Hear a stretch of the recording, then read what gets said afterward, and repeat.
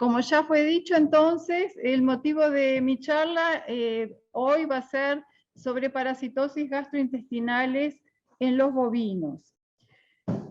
Los parásitos internos a los que me voy a referir son los conocidos como los gusanos redondos y en general son invisibles al ojo, pero causan muchos daños, salvo algunos como el que ven acá en esta foto, que es el Hemoncus, que se aloja en el estómago y en el abomazo, y cuando hay casos de mortandades o cuando se faenan animales, lo podemos ver a simple vista. También hay algún otro de intestino grueso que también se ven, pero la mayoría de los parásitos que son patógenos no los podemos ver a simple vista.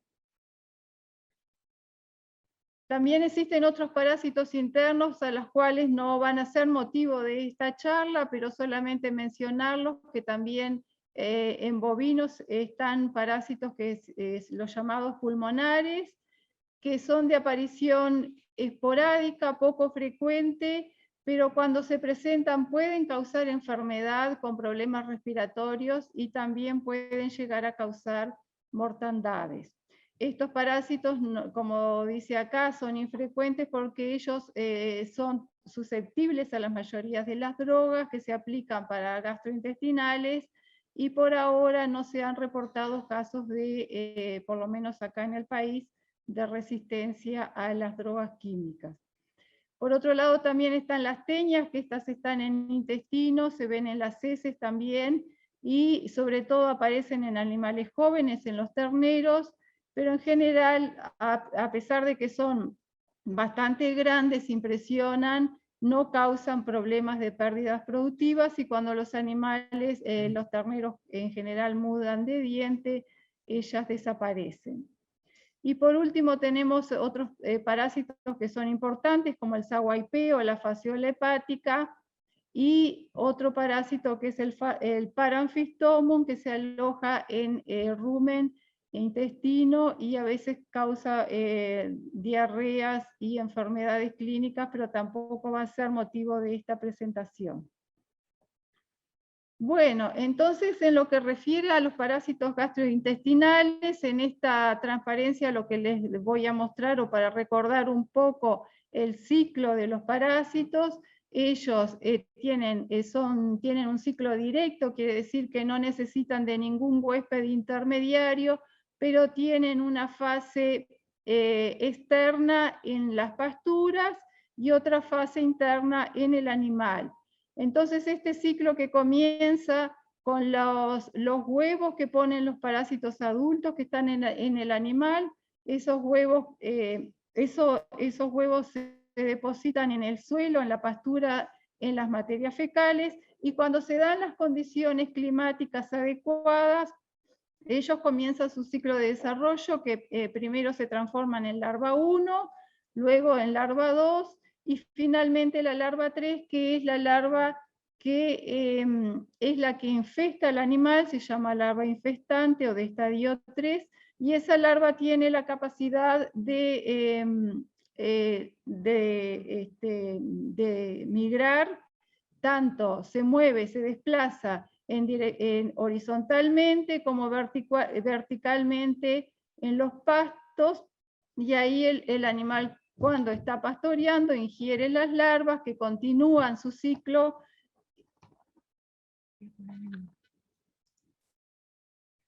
Perdón, que vamos a poner el puntel, así lo puedo dirigir mejor. Entonces, cuando las larvas infestantes ingresan con el alimento en el aparato digestivo, siguen su ciclo, se transforman en larvas de estadio 4, 5 y finalmente en adultos. Entonces, ¿cuáles son las principales especies que les estoy mostrando acá? Lamentablemente todos estos parásitos no tienen nombres fáciles de aprender, son todos, no tienen nombre común, como algunas del ovino, pero la mayoría están alojadas en el estómago, en el cuajo, que son la Ostertagia ostertagi, también Hemoncus placei, que es el específico del vacuno, o el Hemoncus contortus, que está en ovinos, que también infesta al vacuno, y Trichostrongylus A6.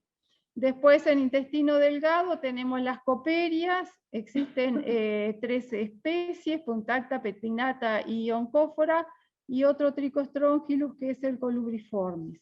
Y intestino grueso tenemos Esophagostomum, 2 especies, Radiatum y Venulosum. Acá en rojo le puse cuáles son las más prevalentes en nuestros sistemas de producción, que son en el cuajo, los Tertagios tertagie y la coperia en intestino delgado. En nuestro país lamentablemente no tenemos estudios extensos en cuanto a la epidemiología, o sea, a la distribución de estas especies por época del año, y cuáles son las que se presentan con más frecuencia, pero de trabajos antiguos que poseemos del doctor Nari y algunos colaboradores, sabemos que las coperias son las que están en mayor proporción o en mayor abundancia, seguida por los Tertagios tertagi, y que son las 2 más patógenas para el vacuno. Bueno, en esta foto que quedó acá para ilustrar que esas larvas infestantes se alojan a veces esa es una foto bastante famosa de Nueva Zelanda, que representa una gota de rocío que está llena de larvas en esta hoja de pasto. Bueno, como les decía hoy, los parásitos son endémicos. ¿Qué quiere decir esto? Es que en las condiciones de pastoreo ellos están presentes siempre. Están en la flora, son parte de la flora gastrointestinal de los animales. Tenemos que convivir con ellos, aprender a controlarlos porque no se pueden erradicar. Y para ello debemos de considerar factores climáticos extrínsecos o externos, que son los que hacen variar su ciclo y su aparición, y también los temas de manejo. Entonces, para eso está muy atado el tema del manejo del pastoreo o el ciclo de las pasturas con la presencia de parásitos, porque como les mencionaba hoy, esta foto, por ejemplo, que todos están, los productores, muy acostumbrados a verla con los técnicos de forrajera, que indica a través de ellos ustedes pueden ver la disponibilidad de forraje, y también podemos ver que, como les decía hoy, las larvas tienen propiedades de desplazarse tanto horizontalmente como verticalmente. Cuanto más alto sea el pasto, los animales van a estar pastoreando más alto, y estas larvas tienen propiedades de desplazarse hasta entre 5 centímetros y a 10 centímetros. Y si nosotros tenemos pasturas muy bajas, los animales, como en este caso, van a estar cosechando muchas larvas con el alimento.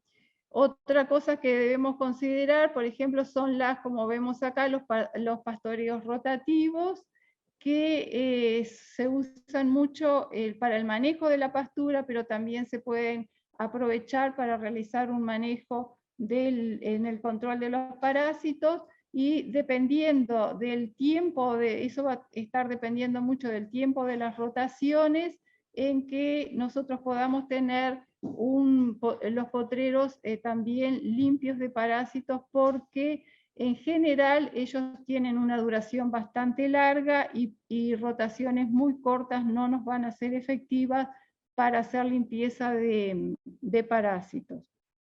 Por lo tanto, es muy importante el manejo que se hace de los potreros, teniendo en cuenta la nutrición, pero también el manejo parasitario. Bueno, nosotros, cuando ustedes se anotaron para esta jornada, les pedíamos contestar algunas preguntas para más o menos dirigir un poco la charla, y una de las preguntas que hicimos fue, sobre todo a productores y a técnicos en su establecimiento, cuán preocupados están o cuánto tienen en cuenta los aspectos de las pérdidas que producen los parásitos en los vacunos. Y los resultados acá les estoy mostrando de las respuestas. Entonces vemos que en la mayoría respondió entre estar algo preocupado y moderadamente preocupado. Un porcentaje de alrededor de un 20% no los tiene presente o no les preocupan los parásitos, y 4% muy preocupados. Esto nos indica que los parásitos son conocidos y que en algunos sistemas de producción, algunos productores están preocupados porque ellos puedan producir pérdidas. Entonces, para ello tenemos que tener en cuenta, como les decía hoy, en la cría vacuna, en pastoreo, nosotros vamos siempre a tener un desafío constante de ingestión de larvas infestantes, y las prácticas de manejo que se realicen van a favorecer esa transmisión, como por ejemplo, ya les mencioné hoy, los pastoreos rotativos en general son más favorables para favorecer un control que los pastoreos continuos, y sobre todo cuando animales están pastoreando a muy baja altura, como en este caso. Y situaciones que debemos de evitar o serían deseables de evitar es el que se muestra en esta foto de la izquierda abajo, donde vemos un ternero con la madre, donde los dos, además de estar manifestando signos de mala nutrición, están expuestos a estar pastoreando cerca de las materias fecales, donde generalmente acá es donde hay un alto desafío de larvas de parásitos. Por el contrario, en los sistemas de producción intensivos o semi-intensivos, en este caso no vamos a tener reinfestaciones, los animales van a entrar, pero en este caso ellos van a llevar los parásitos en el tracto digestivo, porque hay una forma de sobrevivencia que se llama la hipobiosis de algunas especies, y también van a ir con ellos los parásitos resistentes. Y han habido situaciones incluso que en sistemas semi-intensivos o de corrales han habido casos de parasitosis gastrointestinales por los parásitos que entraron con los animales. Por eso también es importante tener en cuenta al ingreso de un corral o de un manejo más intensivo el correcto control de estos parásitos. Bueno, ¿y cómo se manifiestan las parasitosis? El principal síntoma o signo de parasitosis es la disminución del apetito. Los animales dejan de comer y fundamentalmente disminuye el tiempo de pastoreo. Esto hay en trabajos en otros países donde ellos han mostrado pastoreos con animales parasitados y con animales libres, y han sacado fotos de las pasturas donde se ve claramente que aquellos potreros con animales parasitados tenían una pastura más alta que en los que los animales estaban limpios de parásitos.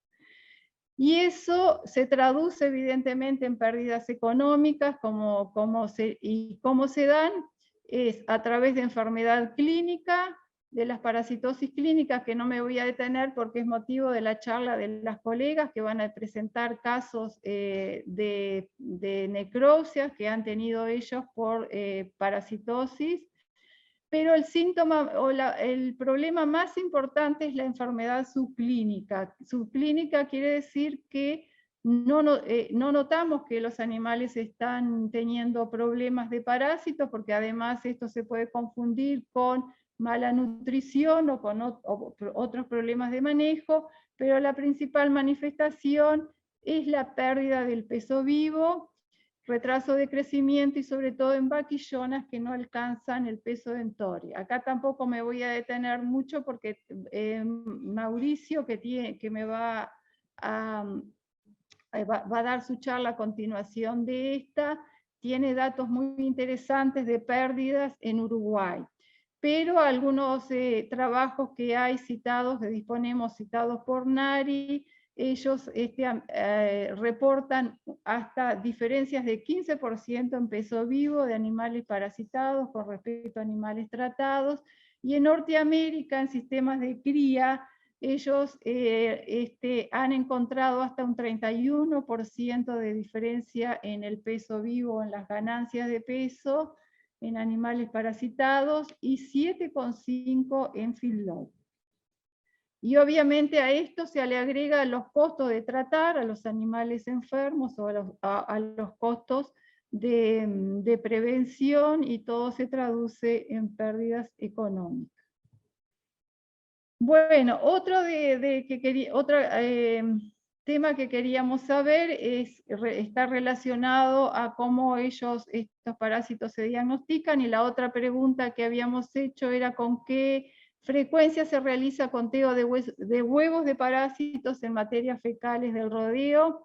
Y acá posiblemente fue una equivocación mía de poner solamente recuento de huevos y no haber mencionado HPG, recuentos de huevo o HPG, porque como ven acá en las respuestas hubo como un 17% que dijo que no sabe lo que es el recuento de huevos. Tal vez si hubiese puesto HPG, que es la sigla que quiere decir huevos por gramo, la respuesta hubiese sido diferente. Pero bueno, acá ustedes, como les muestro en el análisis de las respuestas, hay 42% que realiza el recuento de huevo o HPG una vez al año, un 25% cada 6 meses y un 14% que realiza los análisis en forma mensual. Y para clarificar qué es el conteo de huevos o el HPG, es el método de diagnóstico que tenemos para diagnosticar si los animales son portadores de parásitos o si están en riesgo de contraer parasitosis gastrointestinal en el animal vivo. Entonces, para eso pues, se parte de una muestra de materia fecal que puede ser extraída directamente del animal, del recto de los bovinos, o se puede sacar también del campo cuando los animales van caminando, se toma la parte de arriba sin contaminarse con la tierra, y eso se envía al laboratorio. Ahí, mediante un proceso en el laboratorio, se terminan contando estos huevos, que en general no se diferencian entre sí los huevos de las diferentes especies, hay solamente uno que es el Nematodirus, pero en general no podemos diferenciar qué parásito es, solamente la cantidad de huevos que tenemos en las materias fecales. La idea era, como les decía, tenemos un grupo de 20 animales que fueron muestreados en 2 momentos, el HPG1 en barras azules y el 2 en las amarillas. Entonces tenemos en el eje acá del costado los números de huevos por gramo, y cada animal es una de las barras. Entonces la idea de esto es mostrarle que en una población existe una gran variación en el número de huevos de parásitos en un mismo momento y cómo varían a lo largo del tiempo. Entonces, si ustedes tienen en cuenta, por ejemplo, el HPG1, que tenemos animales con muy poco número de huevos de parásitos o con 0, y algunos que tienen hasta 600 o más de 600, y acá tenemos el promedio de este grupo, sería 127. Entonces, ¿qué quiere decir esto? En la línea verde, lo que les estoy mostrando en la línea verde es un tema muy, muy discutido y muy preguntado, y seguramente alguno puede preguntar, ¿cuál es el límite cuando nosotros recibimos el resultado del laboratorio para saber si tengo que realizar un tratamiento o si los animales están en riesgo de tener parasitosis clínica? Esto es un tema que no es exacto y es muy controversial, pero en general en los vacunos, porque como son las especies, el comportamiento de cómo la ovipostura, se establece que un umbral o un punto de corte de 200 es lo que nos está indicando de que por encima de eso ya tenemos que tener atención y realizar el tratamiento. Entonces, si yo tengo en cuenta el promedio de este lote de 20, que es 127 huevos por gramo, tal vez me quedo tranquila, pero mirando el resultado individual, acá ustedes van a ver que la mayoría tiene muy pocos huevos, algunos están en el umbral y hay otros pocos que están muy por encima. Esto es un patrón típico de lo que es distribución de parásitos en los animales, y es importante tener todo este panorama, porque posiblemente si yo me guío solo, cuando al día 20 volví a hacer el análisis, estaban en 240, cerca del umbral, pero acá ya tengo animales que tienen 1000 huevos, y esto es muy riesgoso para un vacuno. Entonces, es importante a veces ver el resultado de toda la muestra y no solo del promedio. Otra cosa a tener en cuenta, o la pregunta que se hace frecuentemente, es cuántas muestras necesito para hacer el diagnóstico, y como todo también depende del tamaño del rodeo, que va en general, si es chico, entre 10, y si es más grande, 20 muestras, y a veces se habla de un 10%. Pero 20 muestras es un número razonable. El costo obviamente puede ser un problema, pero en ese caso también se pueden hacer pools de muestras, por ejemplo, cada 5 animales hacer sacar 5 de 5 animales y hacer un pool, o sacar las muestras individuales y pedirle al laboratorio que haga un pool. ¿Cuál es el propósito de hacer el HPG o los conteos de huevo? Sobre todo para realizar el tratamiento, saber si tenemos parásitos, si tenemos que tratar, y para ello saber que para bovinos disponemos de 3 principios activos de drogas, que son los benzimidazoles, los levamisoles y las lactonas macrocíclicas. En ovinos normalmente tenemos más principios activos, pero en bovinos son solo 3. A veces hay muchas más marcas comerciales de un mismo producto. Y también tenemos que tener en cuenta, para realizar una correcta dosis, o sea, siempre tratar de considerar el peso. Podemos hacer, como las drogas son bastante seguras, los benzimidazoles y las lactonas, dosificar por el más pesado. Caso de levamisoles tenemos que ser más cuidadosos, y si los lotes son desparejos, formar lotes de animales pesados y más livianos y estimar el peso. Y también tener en cuenta el momento correcto para realizar los tratamientos.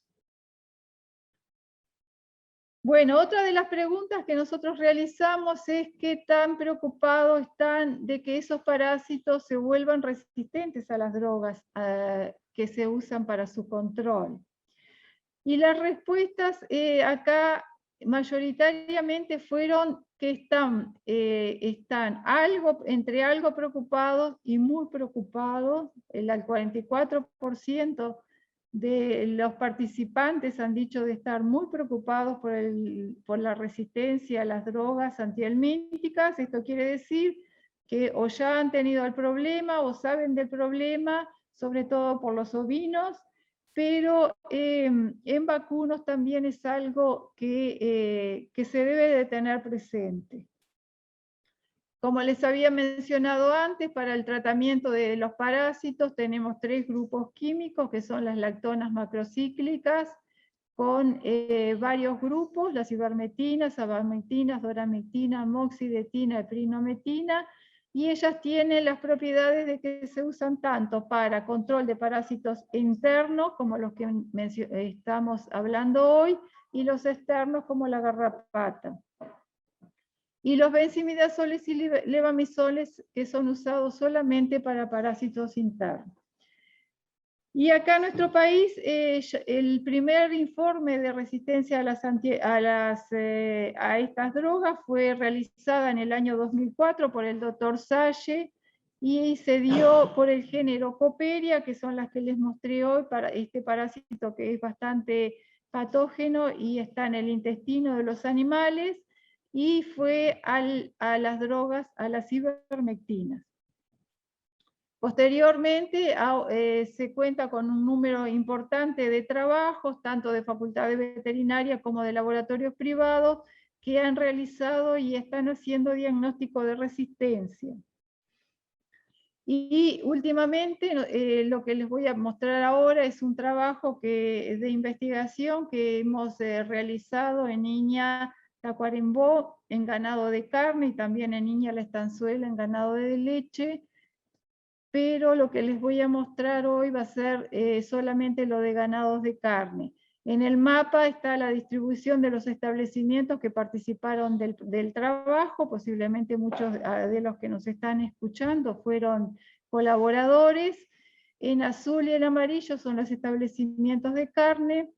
Los amarillos significa que fueron los lugares donde pudimos hacer un trabajo muy, muy bien a fondo, donde las muestras se enviaron para secuenciar, para saber cuál era el parásito que estaba siendo resistente, y esto fue gracias a la colaboración de un investigador de la Universidad de Calgary.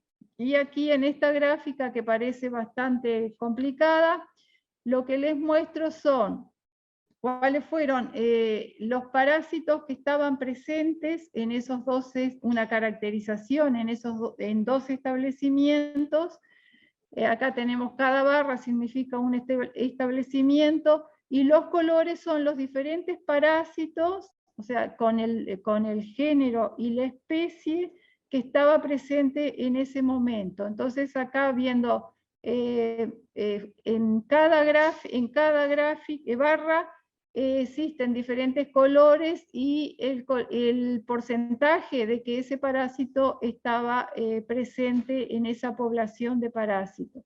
Entonces, lo que a modo grosero podemos ver que el celeste, el turquesa, que es el que más apareció, es la Coppelia punctata, y esta es una especie que es bastante patógena para el bovino y es la que produce esas pérdidas de peso que le mencionaba.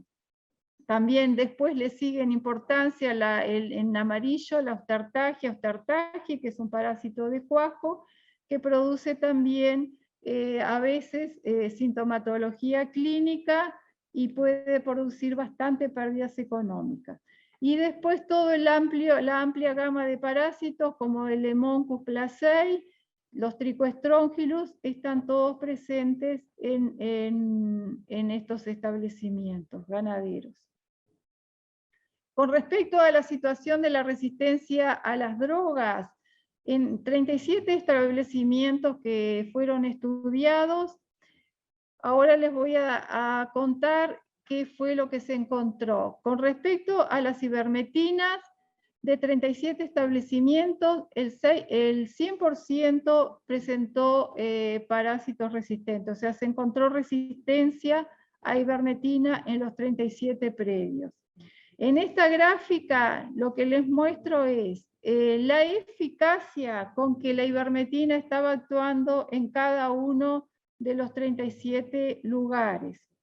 Aquí tenemos en porcentaje, y la línea punteada roja indica el punto de corte donde una droga es considerada eficaz, que tiene que ser de 95% para arriba. Entonces, como ven acá claramente, en todos los lugares la eficacia está muy comprometida, en la mayoría, en muchos es muy baja, y en algunos como máximo es eficaz en controlar aproximadamente, por decirlo de alguna forma grosera, un 80% de la población de parásitos que tiene el animal. Esto es con respecto a todas las especies parasitarias.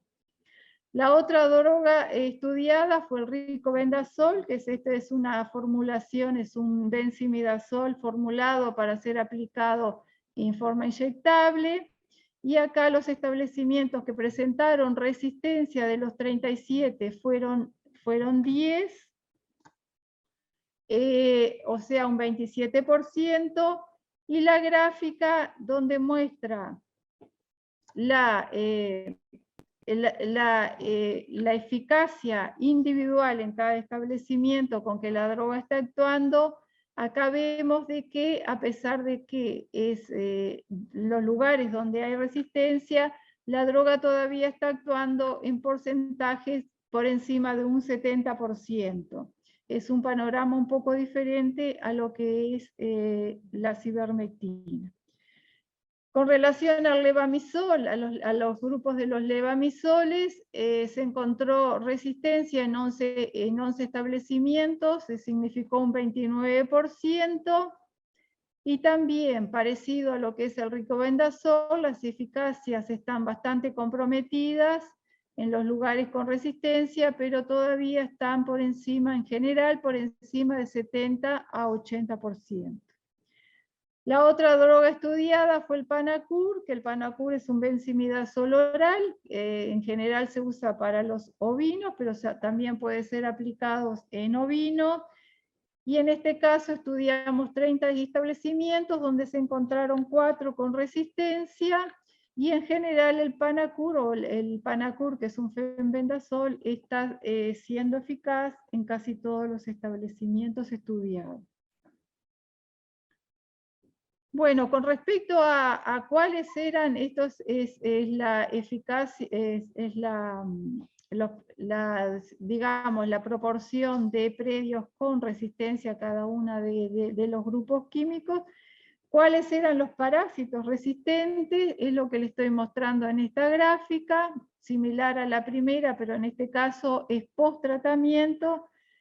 También, y en este caso les presento un resumen del promedio de todos los establecimientos, de 2 establecimientos, por droga química. Entonces acá tenemos la distribución de las especies que se presentaban en los grupos controles y para cada tratamiento. Entonces ustedes ven acá que para el ricobendazol, el parásito que mayoritariamente se encontró como resistente fue la Coperia punctata, que es ese parásito que le decía que causa muchas pérdidas productivas. Y también seguido por la Ostertagia y también por el Hemoncus y otros parásitos. Para los levamisoles, en forma casi igual, la resistencia está dada por la Coperia punctata y por la Ostertagia ostertagi, fenbendazol también Coperia, y la ivermectina es mayoritariamente Coperia, las Coperias que están siendo resistentes, pero también la Ostertagia, que es el gusano que está en el cuajo. Bueno, como consideraciones finales, es decirles que obviamente los parásitos gastrointestinales no pueden ser ignorados durante los periodos de cría y recría en los bovinos, sobre todo durante aquellos periodos de escasez forrajera y donde la nutrición está muy relacionada con la inmunidad y con la tolerancia que los animales naturalmente pueden desarrollar a los parásitos, y también por los hábitos de pastoreo, que están pastoreando a alturas muy bajas y cosechan a la vez las larvas de parásitos. Las condiciones ambientales también deben de ser tenidas en cuenta. En periodos de sequía, a veces la sequía es favorable para controlar e impedir el desarrollo de las larvas, pero a veces apenas comienza a llover, las larvas continúan su desarrollo y hay una explosión importante de parasitosis a continuación de una sequía. Y para poder diagnosticarlos, el monitoreo mediante ese conteo de huevos que le mencionaba, o el HPG, es una herramienta muy valiosa y por ahora casi la única, porque no contamos con métodos subjetivos en los vacunos. Está así el peso, que se va a hablar ahora. Y una cosa importante es que cada vez que nosotros ingresamos animales nuevos al establecimiento, es dosificarlos preferentemente con dos grupos químicos diferentes para impedir el ingreso de lombrices resistentes al establecimiento. Y también evaluar la eficacia de las drogas, puesto que la resistencia, como les conté hoy, está presente en los rodeos de cría, y tenemos que tener en cuenta que a veces estamos aplicando un tratamiento con una droga que no es eficaz porque las lombrices son resistentes. Bueno, muchas gracias por la atención, y si hay preguntas las vamos a responder a continuación de la charla de Mauricio, porque es un tema que está muy relacionado.